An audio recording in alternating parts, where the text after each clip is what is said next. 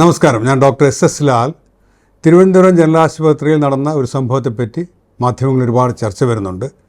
Central ലൈനിലേക്ക് infusion കൊടുക്കാനായിട്ട് ഇട്ട അതിൻ്റെ ഗൈഡ് വയർ സിരകൾക്കകത്തായിപ്പോയി എന്നൊരു ചിത്രമൊക്കെ വന്നിട്ട് ഒരുപാട് വാർത്ത വരുന്നുണ്ട്. ഒരു രോഗിയെ സംബന്ധിച്ചിടത്തോളം വളരെ ദൗർഭാഗ്യകരമാണത്. രോഗി എന്നല്ല ഒരാൾക്കും ലോകത്ത് സംഭവിക്കാൻ പാടില്ലാത്തതാണ്. അപൂർവമായ അപകടങ്ങൾ സംഭവിക്കും, ഓപ്പറേഷൻ തിയേറ്ററിൽ സംഭവിക്കാൻ ശേഷമൊക്കെ സംഭവിക്കാം. പക്ഷേ ഇത് രോഗിയെ സംബന്ധിച്ചിടത്തോളം, ജനങ്ങളെ സംബന്ധിച്ചിടത്തോളം തിരുവനന്തപുരം ജനറൽ ആശുപത്രി പോലൊരു പ്രധാന ആശുപത്രിയിൽ പ്രതീക്ഷയോടെ ചികിത്സയ്ക്ക് വരുന്ന, അവരുടെ രോഗം മാറ്റാനായി വരുന്ന ഒരാൾക്ക് ആശുപത്രി കാരണം ഒരു പുതിയ പ്രശ്നമുണ്ടായി എന്ന് പറയുന്നത് ഖേദകരമാണ്.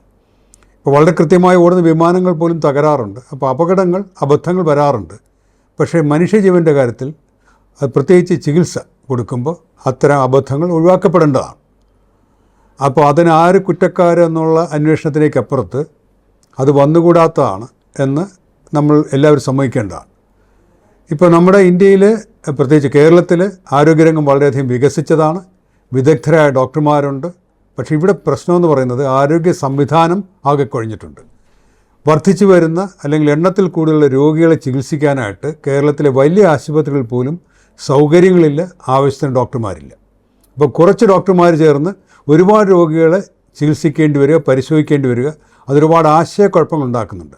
തിരുവനന്തപുരം മെഡിക്കൽ കോളേജിൽ തന്നെ കാർഡിയോളജി വിഭാഗത്തിൽ 700 രോഗികളൊക്കെ ഒരു ദിവസം വരാറുണ്ട്.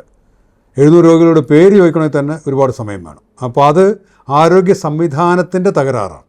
അപ്പോൾ അത് തീർച്ചയായിട്ടും ആരോഗ്യ സംവിധാനത്തിനകത്ത് ഉത്തരവാദിത്തമുണ്ട്. ചികിത്സിച്ച ഡോക്ടർക്കോ അല്ലെങ്കിൽ കൂടുതലുള്ള ടീമിനൊക്കെ ഉത്തരവാദിത്തം ഉള്ളപ്പോൾ തന്നെ ആരോഗ്യ സംവിധാനത്തിന് ഉത്തരവാദിത്തമുണ്ടെന്ന് പറയാൻ കാരണം, കേരളത്തിൽ ആരോഗ്യരംഗത്ത് ചില കാര്യങ്ങൾക്ക് സമ്മാനം കിട്ടുമ്പോൾ, ഒന്നാം സ്ഥാനം കിട്ടുമ്പോൾ ആരോഗ്യമന്ത്രിമാരാണ് പോയി സമ്മാനം വാങ്ങുന്നത്. സത്യം പറഞ്ഞാൽ അവിടെ ആരോഗ്യ പ്രവർത്തകരാണ് ഇവിടെ ഉണ്ടത്. എന്നിട്ട് പ്രശ്നം വന്നപ്പോൾ ആരോഗ്യമന്ത്രി പറയുകയാണ്, ഈ ജനറൽ ആശുപത്രിയിലെ പ്രശ്നം ചോദിച്ചാൽ പറയണം അത് ആരോഗ്യവകുപ്പ് ഡയറക്ടറോട് ചോദിക്കാൻ. ഈ ആരോഗ്യവകുപ്പ് ഡയറക്ടറെ പേര് കേൾക്കുന്നതിന് ആദ്യമായിട്ടാണ്. എന്തെങ്കിലും നല്ല കാര്യം വരുമ്പോൾ അത് മന്ത്രിമാർ, സർക്കാർ അതിൻ്റെ ക്രെഡിറ്റ് അടിച്ചെടുക്കുക.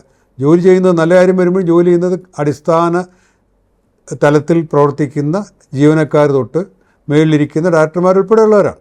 അന്നേരം ഇവർ ആരുടെയും പേര് പറഞ്ഞു കേൾക്കാറില്ല. ഒരു പ്രശ്നം വന്നപ്പോൾ മന്ത്രി പറയുകയാണ് അത് ആരോഗ്യവകുപ്പ് ഡയറക്ടറോട് ചോദിക്കാൻ. അത് വളരെ നിരുത്തരപരമാണ്. ആരോഗ്യമന്ത്രി ഓപ്പറേഷൻ ചെയ്യുന്നത് ഞങ്ങളാരും പറയുന്നില്ല. പക്ഷേ ഉത്തരവാദിത്തം എടുക്കുകയാണെങ്കിൽ നന്മയുടെ മാത്രമല്ല പ്രശ്നത്തിൻ്റെ ഉത്തരവാദിത്തം എടുക്കാൻ ആരോഗ്യവകുപ്പ് തയ്യാറാണ്. ഇങ്ങനെയല്ല നടക്കേണ്ട ആരോഗ്യവകുപ്പ്, അത് പലപ്പോഴും പറഞ്ഞിട്ടുള്ളതാണ്. ആരോഗ്യവകുപ്പിലെ രാഷ്ട്രീയ തീരുമാനങ്ങൾക്ക് മാത്രമാണ് മന്ത്രിയുടെ ആവശ്യം. അപ്പോൾ അതിനകത്ത് ചികിത്സയിലും ഒക്കെ കയറി ഇടപെടുന്നതുകൊണ്ടാണ് ഇത്തരം കാര്യങ്ങളിൽ ബുദ്ധിമുട്ടുണ്ടാകുന്നത്. ഇനി ഡോക്ടർമാർക്ക് പ്രശ്നം വരാതിരിക്കാനായിട്ടുള്ള സംവിധാനങ്ങൾ വികസിച്ച നാടുകളിലുണ്ട്, നമുക്കുമുണ്ട്. ഈ പ്രോട്ടോക്കോൾ എന്ന് പറയും. നമുക്ക് കുറേ കൂടെ അതിനകത്ത് വികസനം വരാനുണ്ട്, മെച്ചപ്പെടാനുണ്ട്. ഇവിടെ പലപ്പോഴും ഏത് മേഖലയിലായാലും ഡോക്ടർ കൈപ്പുണ്യങ്ങളാണ്, ഡോക്ടർക്ക് എന്തോ പ്രത്യേക കഴിവുണ്ട്, അങ്ങനെയൊന്നുമില്ല. എല്ലാവരും ഒരേ മെഡിക്കൽ പുസ്തകമാണ് പഠിക്കുന്നത്. അതിനകത്ത് കൃത്യമായി പഠിച്ച് പരിശീലിക്കുന്നവർ കൃത്യമായ ഡോക്ടറായിരിക്കും. അപ്പോൾ ഡോക്ടർമാരുടെ എന്തെങ്കിലും കൈപ്പുണ്യം അല്ലെങ്കിൽ മികച്ചപ്പെട്ട ഡോക്ടർ, മോശപ്പെട്ട ഡോക്ടർ എന്നൊക്കെ പറഞ്ഞ് തരംതിരിക്കുന്നതിന് അനാവശ്യമാണ്. അനാവശ്യമായ കിടമത്സരങ്ങൾ കാരണമാണ് ഇതുണ്ടാകുന്നതും. അല്ല ഇത്തരം വാചകങ്ങളൊക്കെ അനാവശ്യ കിടമത്സരം ഉണ്ടാക്കുകയും ചെയ്യും. പ്രോട്ടോക്കോളുണ്ട്. കേരളത്തിൽ ക്യാൻസർ ചികിത്സയ്ക്ക് കേരളത്തിലെ പ്രധാന ആശുപത്രിയിൽ നടക്കുന്ന ചികിത്സ ലോകത്തെവിടെയും നടക്കുന്ന ചികിത്സയാണ്. അന്തർദേശീയ പ്രോട്ടോക്കോൾ അനുസരിച്ചാണ്. അപ്പോൾ എല്ലാ കാര്യത്തിലും ഈ പ്രോട്ടോക്കോൾ പാലിക്കുകയാണെങ്കിൽ ഇത്തരം കാര്യങ്ങൾ പ്രശ്നം വരില്ല. ഓപ്പറേഷൻ തിയേറ്ററുകളിൽ നമുക്ക് കൈയും കാലും ഒക്കെ ഒരു അപൂർവമായിട്ടെങ്കിലും മാറിപ്പോകുന്നത് ദയനീയമാണ്. ആരോഗ്യരംഗത്ത് ഏറ്റവും മുന്നിൽ നിൽക്കുന്നുവെന്ന് അവകാശപ്പെടുന്ന കേരളത്തിൽ സംഭവിക്കാൻ പാടില്ല. അപ്പോൾ അതിന് പ്രോട്ടോക്കോൾ പാലിക്കണമെങ്കിൽ ഡോക്ടർമാർക്ക് അതിന് സമയം വേണം. രോഗിയുടെ പേര് ചോദിക്കാൻ സമയമില്ലാത്ത ആശുപത്രികളായി കേരളത്തിലെ ആശുപത്രികൾ, പ്രത്യേകിച്ച് സർക്കാർ ആശുപത്രികൾ മാറിക്കൊണ്ടിരിക്കുകയാണ്. 30% രോഗികളുടെ കാര്യം മാത്രമാണ് സർക്കാർ ആശുപത്രികൾ നോക്കുന്നത്. എന്നിട്ടും അവിടെ വരുന്ന രോഗികളുടെ കാര്യങ്ങൾ പരിഹരിക്കാൻ സർക്കാർ ആശുപത്രികൾ കഴിയുന്നില്ല. പാവപ്പെട്ട മനുഷ്യർ എവിടെ പോകും? നിവൃത്തിയില്ലാത്തത് കൊണ്ടാണ് സർക്കാർ ആശുപത്രികൾ വരുന്നത്. ശ്രീ അച്യുതാനന്ദൻ, അദ്ദേഹത്തിൻ്റെ അവസാന നാളുകൾ അദ്ദേഹത്തിന് കിടത്തിയിരുന്നത് ഇവിടുത്തെ തിരുവനന്തപുരത്തെ സ്വകാര്യ ആശുപത്രിയിലാണ്. എന്നിട്ട് മന്ത്രിമാരെല്ലാം പറയും തിരുവനന്തപുരം മെഡിക്കൽ കോളേജ് ഉൾപ്പെടെ എല്ലാ സർക്കാർ ആശുപത്രികളും ഏറ്റവും മെച്ചമാണ്. എന്നിട്ട് മുഖ്യമന്ത്രി വിദേശത്ത് പോവും, ആരോഗ്യമന്ത്രി അവർക്ക് ആവശ്യം വന്നാലും സ്വകാര്യ ആശുപത്രിയിലായിരിക്കും പോവുക. ആരും കുറ്റം പറയും, ഏത് ആരോഗ്യമന്ത്രിയായാലും ആ രീതിയിലേക്ക് കേരളം അധപ്പതിച്ചിരിക്കുകയാണ്.